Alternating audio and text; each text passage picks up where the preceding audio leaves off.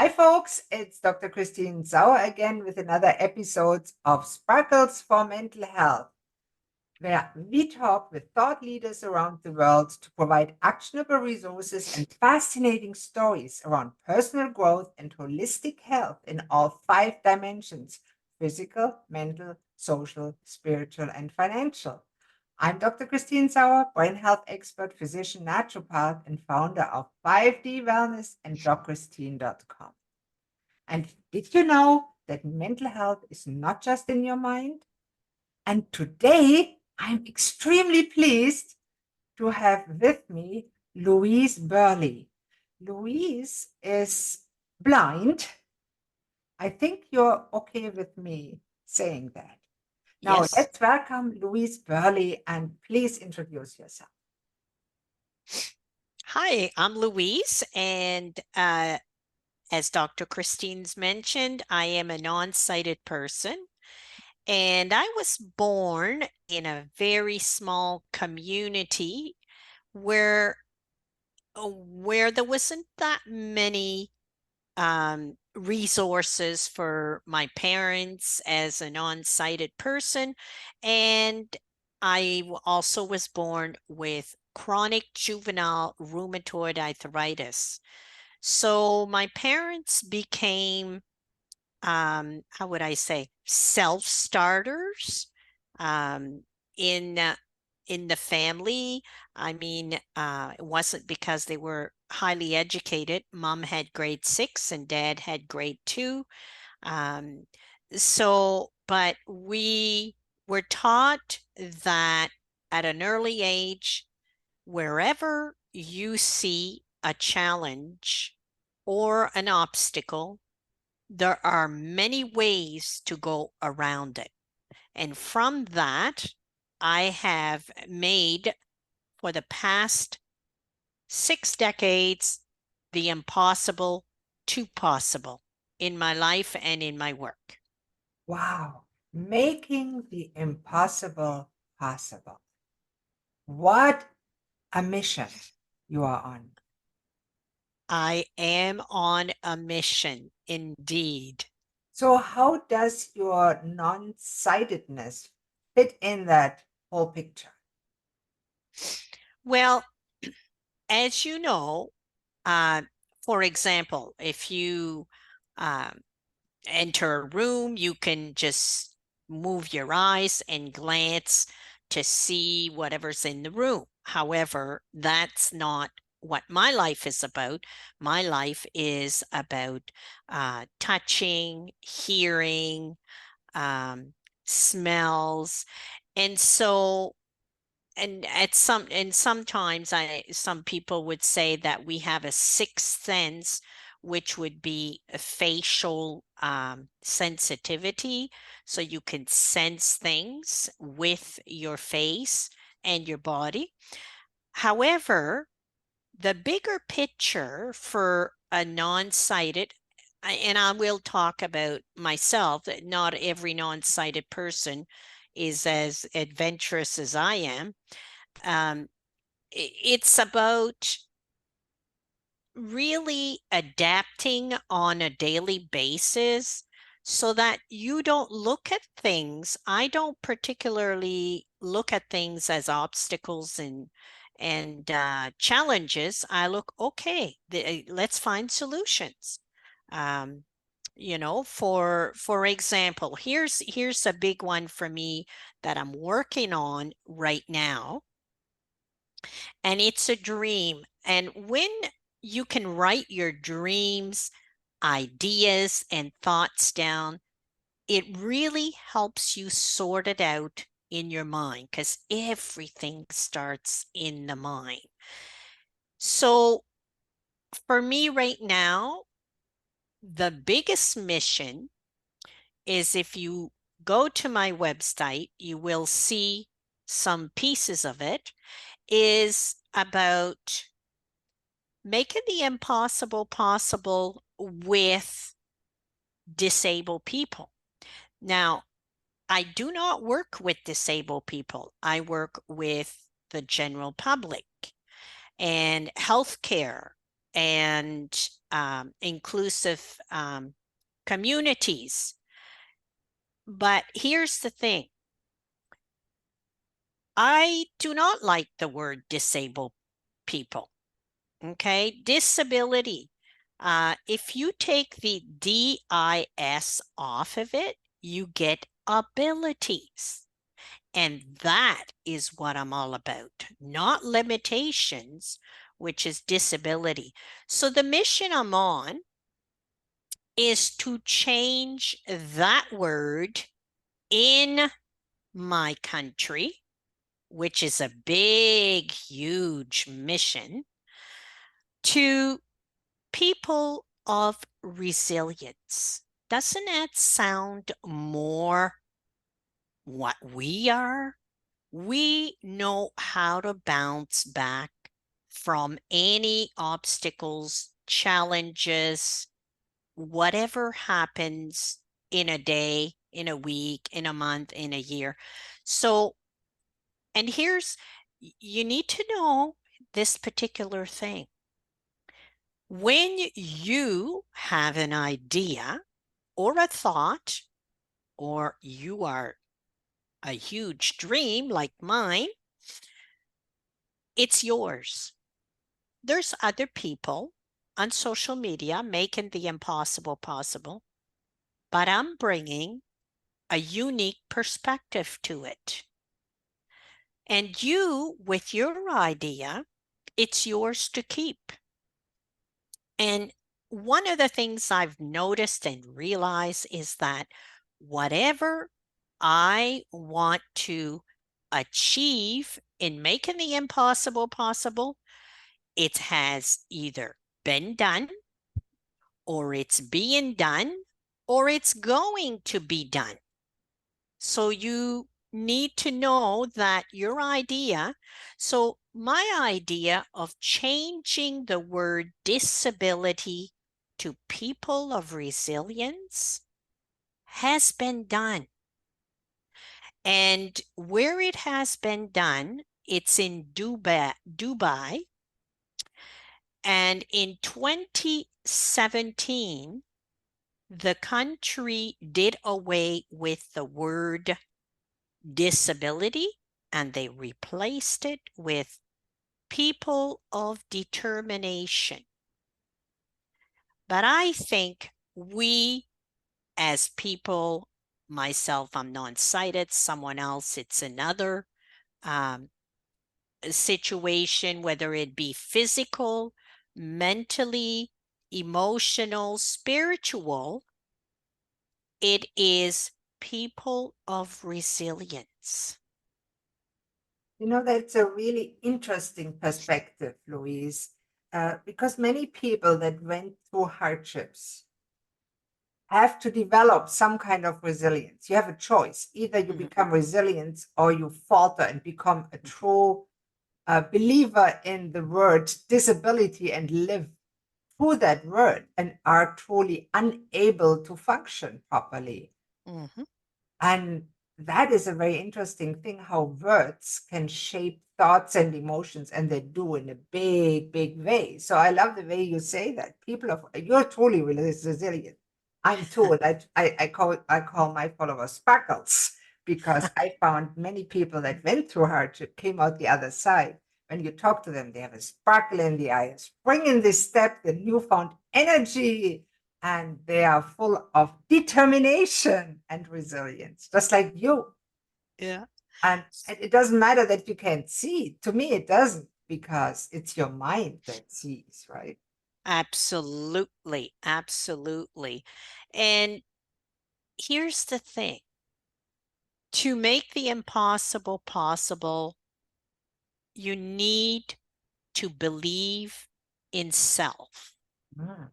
If you don't believe, not necessarily that you can do it or cannot do it, but you need to believe that you are unique, you are special, and you're here for a mission. And whatever that is for you, you know what? It doesn't have to be big. It could be that you are going to be with yourself. Just be yourself around, be authentic, and people will see that you believe in self. And it doesn't matter if they do believe, if they see you believe in yourself, as long as you believe in yourself.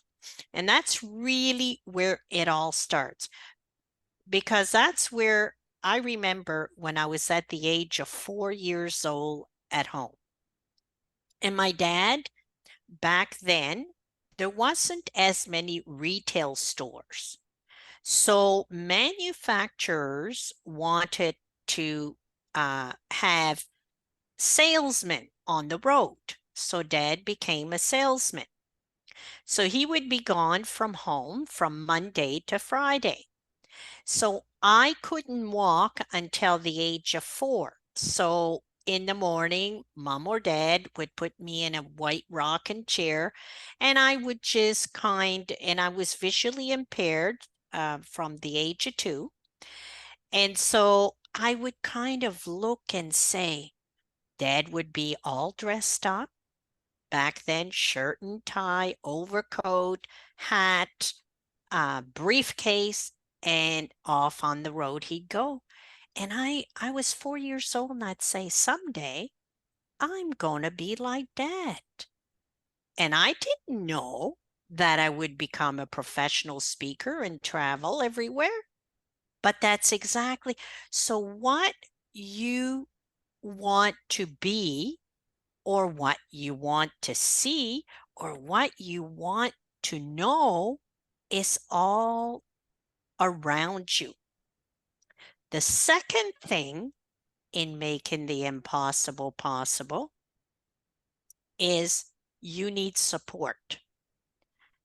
You definitely cannot achieve or what seems unachievable to you without any support around you, with you. And the reason is that as adults, as children, we don't mind asking. We can ask any question. You remember when, you know, if you're a parent listening to this, your child comes from school and they want to know all about the birds and the bees, and you don't know how to answer that. So children will ask, but adults, we no, we can't ask for help, because if we ask for help, it shows that we're weak. No, we're not. We're smart. So whatever it is that you want to make the impossible possible with, remember that you need to reach out and either create or ask for help. Louise, that is so beautifully said. And you are so true. And I was at that point myself. When I was younger, I thought I had to know it all. I had to be it all. And it is so overwhelming and stressful Yep. because nobody honestly can do it. And at Yep. some point you crush. And for me, it nearly killed myself. Well, I nearly killed myself. And that was the point when I finally realized, hey, we all need help, as Marshall Goldsmith says, one of the leadership coaches. You certainly have heard of him. And I love that. We all need help and we all need support. And you're so right. And Yep. many of us that try to work as coaches or create content, we look in the internet and say, oh my God, everything I want to do has already been done by somebody else and maybe better than I am doing it. I better give up, right? That is one choice. To be discouraged and say, oh my God, I don't know where to start. I give up. The other choice is looking at it the Louise way and saying, well, it seems impossible to become better than that. But hey, Louise says the impossible, making the impossible possible. What if it And was making the impossible possible, Christine, is also about taking risks, right? And the word risk scares people. And it shouldn't, because if you believe in yourself, you have the support around you. You also have written down step by step how you want to accomplish it.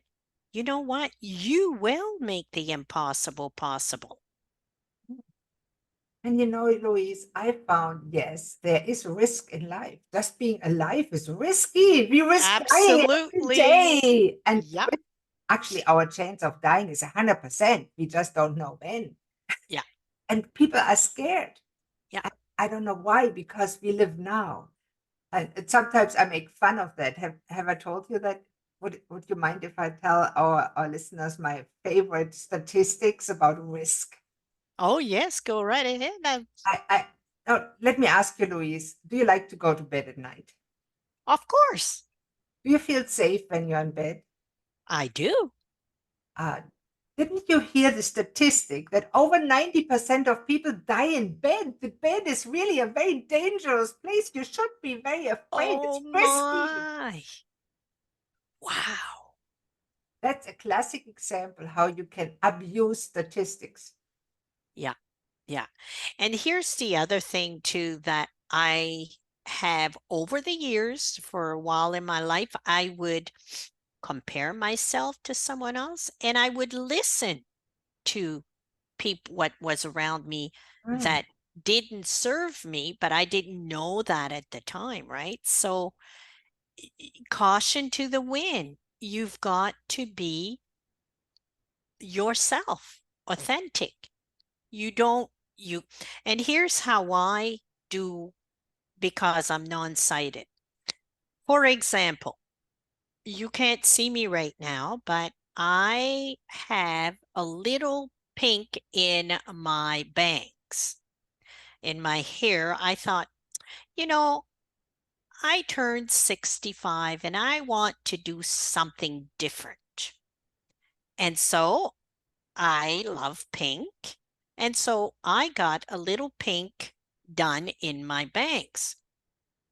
That was taking a risk. And people can see you. That will be on YouTube too. They can see your beautiful little bangs that are pink. It's cute. Yeah, yeah. So, and so here's the thing. I thought, I don't know if people are going to think it's cool at my age, right? But I thought, you know what? If that's what you want, Louise, do it, right? So I got it done, and I, went for a walk with Mr. Fig, my guide dog, and somebody passed me on the sidewalk and said, "Oh, I love the pink in your hair." And I thought, that's a stranger saying that to me. So it must look good. But no more, you didn't pay much attention to it. Then I go somewhere else and somebody says, "Oh, you've got a little hint of pink in your hair."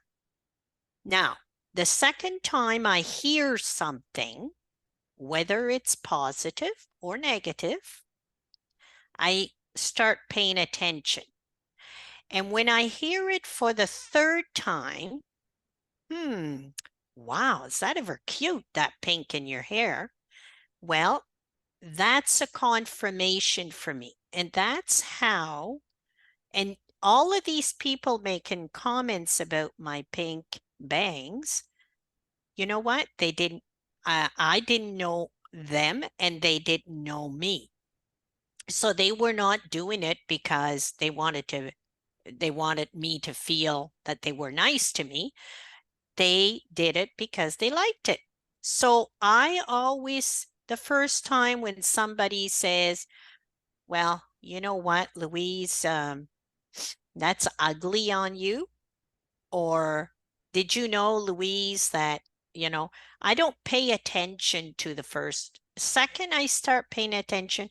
And the third time that somebody says something to me about that particular thing, or it could be a situation, could be an item, it could be anything, I pay attention. It's a confirmation at number 3. And that's how I'm able to get information in the world And that's how I can make some really great decisions. That is a good point, especially when it comes to digital marketing, and you're quite an authority online on certain things, on resilience. You're quite some speaker here, and you've traveled. And many people that are not that sighted, they feel depressed. They tend to give up. You're the Mhm. opposite. You go out there. You have the courage to overcome those fears.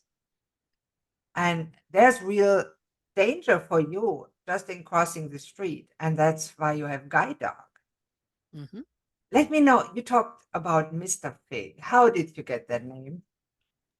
Well, Mr. Fig is really not his real name. And here's what happened. Um, Mr. Fig, the dog that I have now, he's a Bernese Mountain Dog mixed with lab. Beautiful, beautiful animal.